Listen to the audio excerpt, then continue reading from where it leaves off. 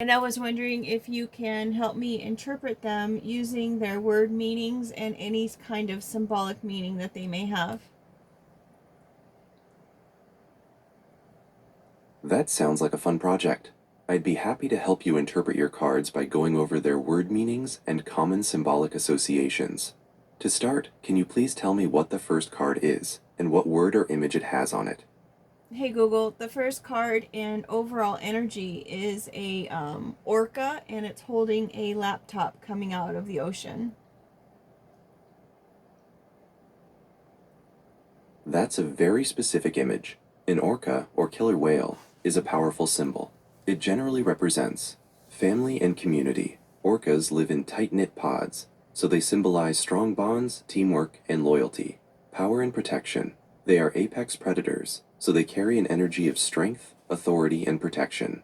Intuition and emotional depth.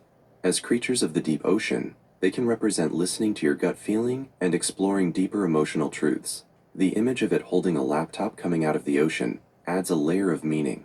It suggests a powerful connection between deep, natural instincts or wisdom, the orca/ocean, and modern communication, technology, or work, the laptop.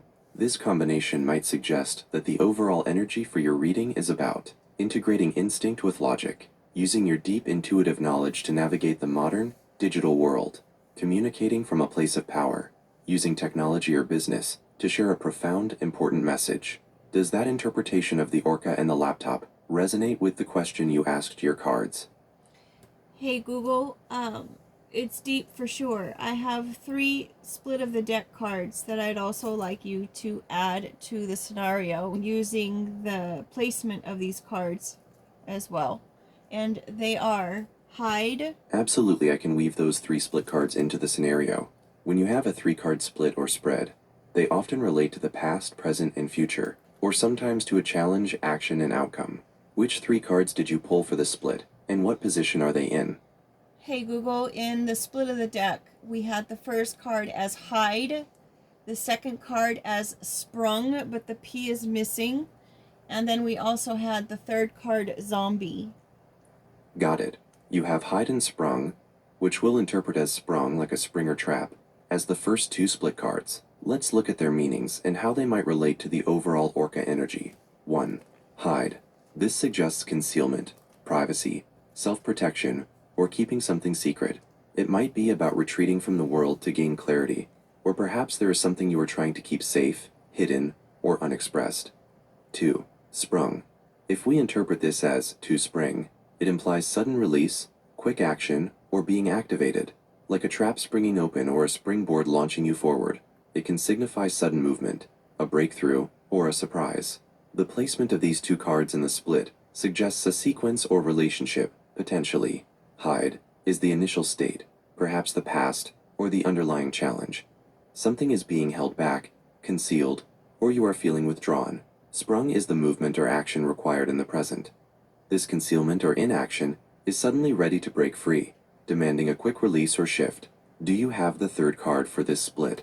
That will help us determine the outcome or future direction. The third card is zombie.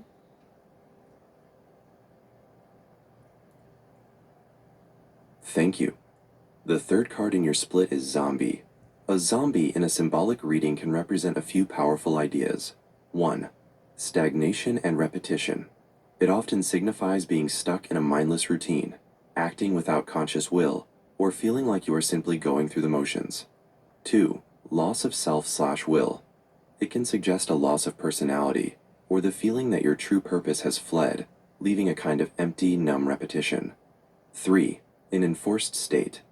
In some systems, a zombie implies a sacrifice that is externally motivated or enforced, or something important, like personal will or freedom, has been taken away. Combining all 3 split cards, hide, sprung, and zombie, with the overall orca with a laptop energy, here is a possible interpretation of the entire scenario.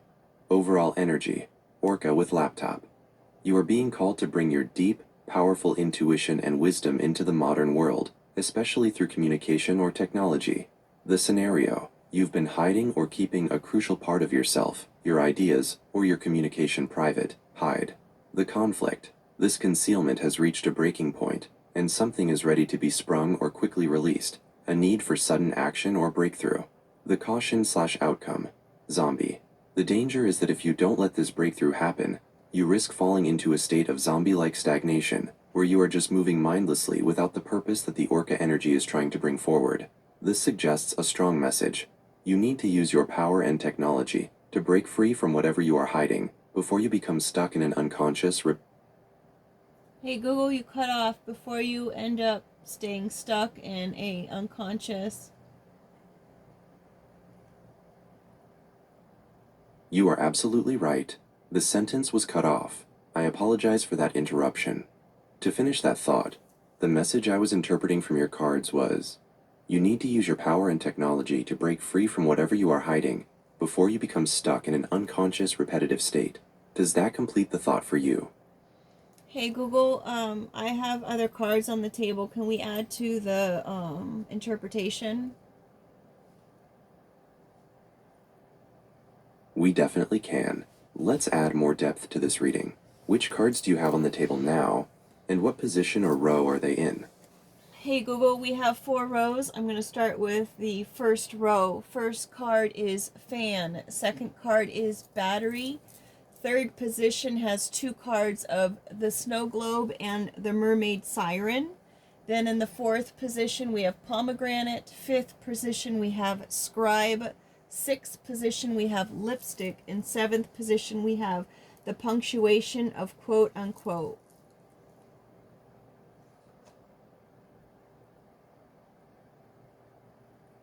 Wow, that's a very detailed first row. Let's go through the 7 positions one by one and see how they build on the Orca/zombie scenario. This first row often describes the immediate situation, the influences, or the tools you have available. Here's a breakdown.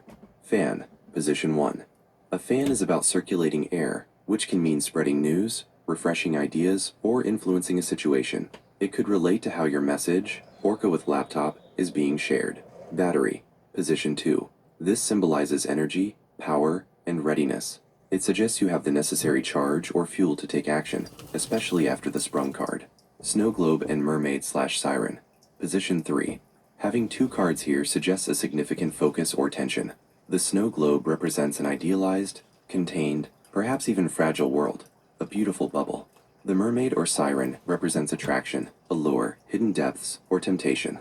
This combination might mean you're using powerful, attractive communication, siren, to maintain or protect an idealized situation, snow globe.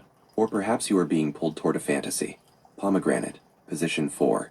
This fruit is a rich symbol of fertility, abundance, rebirth, and often the underworld or hidden potential. It suggests that the situation is ripe with possibilities, perhaps tied to a deep, transformative cycle. Scribe, position 5. The scribe is all about documentation, recording, communication, and intellect. This strongly reinforces the Orca's laptop, highlighting the need to write down, analyze, or professionally communicate your ideas. Lipstick, position 6. This represents expression, presentation, charm, and outward focus. It suggests you need to put your best face forward and present your message or work with confidence and flair. Quote mark, position 7. This is a literal call to attention, signifying direct speech, quotation, or the start of a key statement. It emphasizes that the time for hiding is over, and it's time to speak your truth or start the important dialogue. Overall, this first row is heavy on communication, power, and presentation. It suggests you have the energy, battery, and the need, scribe, to powerfully and attractively, siren/lipstick, share a major message, quote mark, that has the potential for great abundance, pomegranate. But there is tension around protecting a perfect, delicate situation, snow globe. Do you want to move on to the second row now, or does this interpretation of the first row spark any thoughts for you? Hey Google, let's move on to the second row. And the first card is chameleon. Second card is diamonds within a lump of coal. We've got the third card as clubs, such as at the golf course. Then we have curly hair. Then we have elephant in the room. Sixth card is magician. And seventh card is the zipper.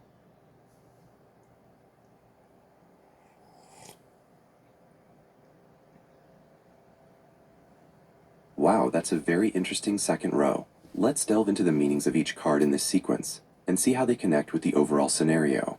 This second row often reveals underlying patterns, hidden forces, or the challenges and opportunities that lie beneath the surface. Here's a breakdown. 1. Chameleon. This symbolizes adaptability, transformation, camouflage, and the ability to blend in or change your approach. It suggests that the situation requires flexibility. 2. Diamonds within a lump of coal. This represents hidden potential, valuable insights that are not immediately apparent, and the reward for perseverance. It suggests that something precious is waiting to be discovered through hard work or by looking beyond the surface. 3. Clubs, such as a golf course. Clubs often relate to practicality, action, and challenges, while a golf course could represent strategic thinking, competition, and perhaps a controlled environment. This could mean you're facing structured challenges or need to apply strategy. 4. Curly hair. Curly hair can symbolize creativity, individuality, expressive nature, and a touch of the unconventional. It suggests that embracing your unique perspective could be beneficial. 5. Elephant in the room. This phrase signifies a significant issue or problem that is being avoided or ignored. It highlights the fact that something obvious needs to be addressed. 6. Magician. The magician represents skill, influence, and resourcefulness. It suggests you have the ability to make things happen and transform situations with your talents or actions. 7. Zipper. The zipper is about closure, completion, secrets, and sometimes beginning a new phase. It may signal that a process is either coming to a close or that a new one is about to start, potentially revealing hidden information or transitioning into a new stage. Overall, this second row speaks to transformation and hidden resources. It seems you have the ability, magician, to influence situations and transform challenges into opportunities. Chameleon, diamonds in coal. However, there's also a clear sense that an underlying issue, elephant, needs to be addressed. The zipper might indicate that this phase is ending or beginning, revealing new aspects of the situation. Do you have any thoughts or questions about this interpretation, or should we move on to the third row? Hey Google, my question would be, is there significance in their positioning underneath the first row? That is an excellent question. Yes, there is great significance when a second row of cards is placed directly beneath the first. If the first row describes the visible situation, influences, and tools like the scribe and quote mark, the second row, being placed underneath, often describes the deeper foundations, root causes, or hidden actions that support or undermine that surface level. For example, the chameleon in row 2, under the fan in row 1, suggests that the way your message is circulating, fan, is deeply influenced by your need for adaptability or camouflage, chameleon. The elephant in the room in row 2, under the scribe in row 1, might suggest that the writing and documentation you are doing, scribe, is neglecting or intentionally ignoring that big, unaddressed issue, elephant. So the second row acts as the why or how the first row is operating. Does understanding that foundational relationship help you see the connection between the two rows more clearly?